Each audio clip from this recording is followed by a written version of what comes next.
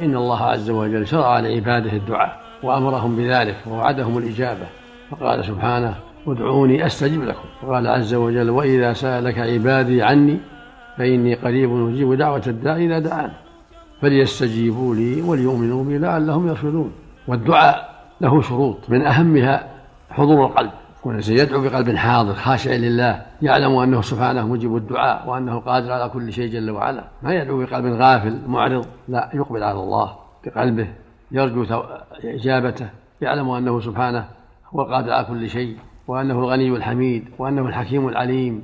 ومن ذلك الحذر من أكل الحرام، وأن الإنسان يعتني بمأكله ومشربه وملبسه بأن يكون من الحلال، ويبتعد عما حرم الله عليه من الربا وسائر الأكساب المحرمة. يقول النبي صلى الله عليه وسلم: إن الله تعالى طيب ولا يقبل إلا طيبا، وإن الله أمر المؤمنين بما أمر به المرسلين، فقال تعالى: يا أيها الرسل كلوا من الطيبات واعملوا صالحا. قال تعالى: يا أيها الذين آمنوا كلوا من طيبات ما رزقناكم واشكروا لله. ثم ذكر الرجل يطيل السهر أشعث أغبر يمد يديه للسماء: يا رب يا رب، ومطعمه حرام ومشربه حرام وملبسه حرام وودي بالحرام، فأنى يستجاب لذلك. أخرجه مسلم في صحيحه.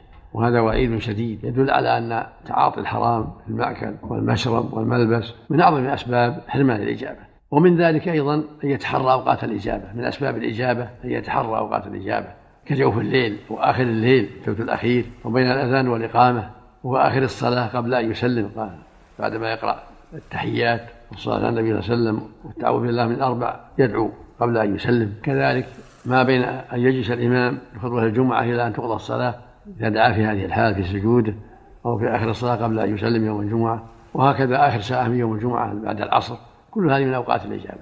فالمشروع للمؤمن في حال الدعاء أن يقبل على الله بقلب حاضر، وأن يجتهد في الإخلاص لله وحسن الظن به جل وعلا، ويلح في الدعاء ويكرر ويسأل الله بأسمائه وصفاته، توسله جل وعلا بذلك سبحانه وتعالى. فوائد منتقاه لسماحة الشيخ عبد العزيز بن باز رحمه الله.